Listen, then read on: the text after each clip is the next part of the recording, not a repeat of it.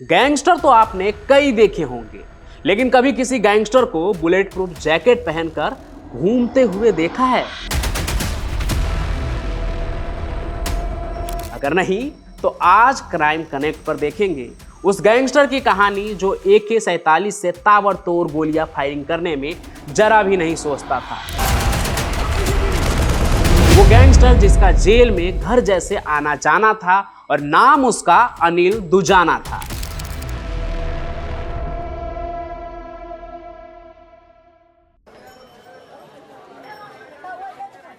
उत्तर प्रदेश एक ऐसा राज्य है जहां हर क्षेत्र में किसी न किसी बाहुबली या गैंगस्टर का बोलबाला है।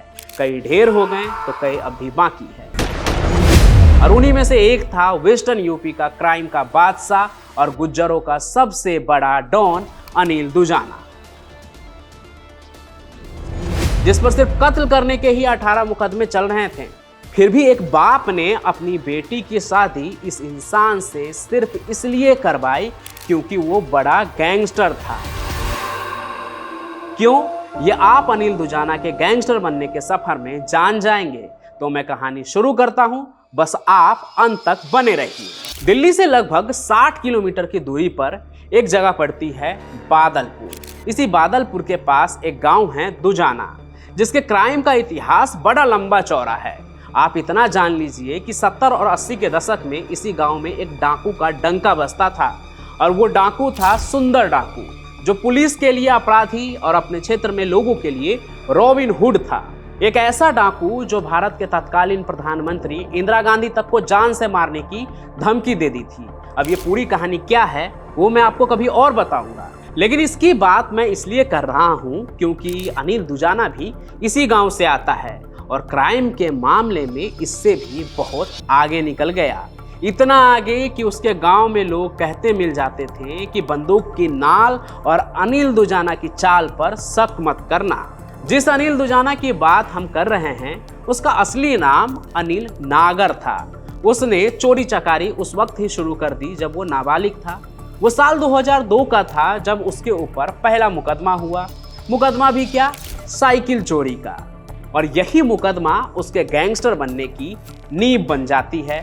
वो इसलिए क्योंकि कहते हैं कि उसके खिलाफ ये मुकदमा झूठा था, जो किसी ने आपसी रंजिश में किया था।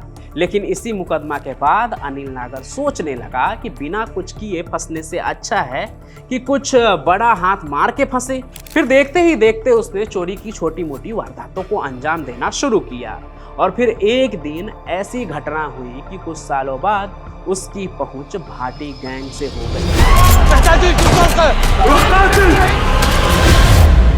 हुआ ये कि भाटी गैंग का सर्वे सर्वा था नरेश भाटी, जिसे भारी सुरक्षा के बाद भी सुंदर भाटी ने मौत के घाट उतार दिया। इसके बाद नरेश भाटी का भाई रणदीप कसम खा लेता है कि वो अपने भाई के मौत का बदला जरूर लेगा।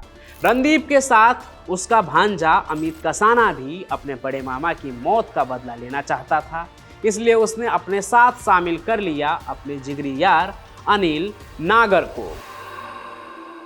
अनिल नागर शार्प शूटर था, हर तरह के हथियार को चलाने में माहिर था, इसलिए गैंग में उसने अपनी खास जगह बना ली। लेकिन गैंग से जुड़ने के बाद उसे लगा कि नागर सरनेम एक गैंगस्टर पर सूट नहीं करता है। फिर यहीं से उसने अपने नाम के पीछे गांव का नाम लगा लिया और अनिल नागर से अनिल दुजाना हो गया।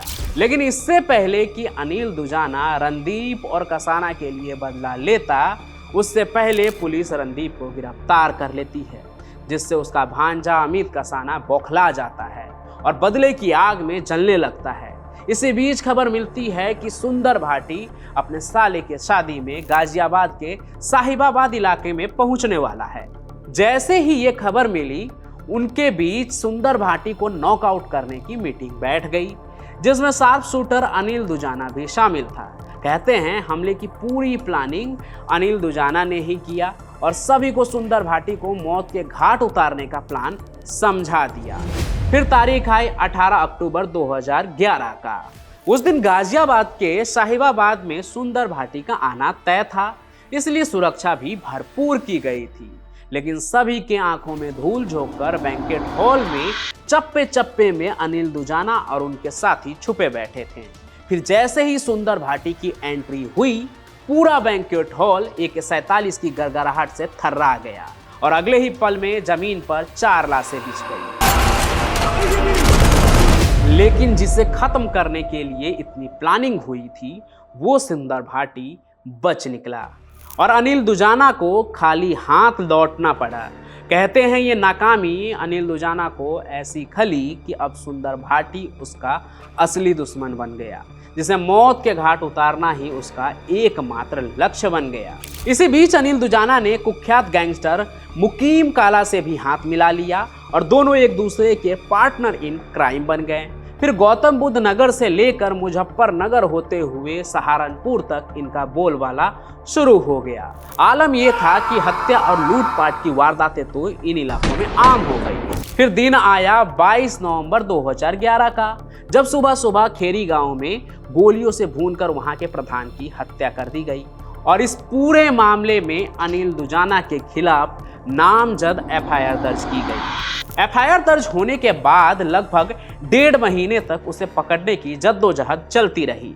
फिर एक दिन अनिल दुजाना पकड़ा गया और गिरफ्तार कर जेल में भेज दिया गया।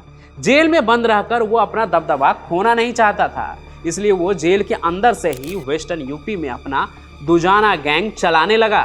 देखते ही देखते उसका दबदबा और बढ़ने लगा। फिर दुजाना और भाटी गैंग के बीच अनगिनत गैंग वार हुए, पर गैंगस्टर की दुनिया में ये सब कुछ नॉर्मल था। लेकिन फिर साल 2014 में कुछ ऐसा हुआ कि दुजाना गैंग और भी खूंखार हो गया। हुआ ये कि अनिल दुजाना के भाई जय भगवान की गोली मारकर किसी ने हत्या कर दी और ये हत्या करने वाला भाटी गैंग था।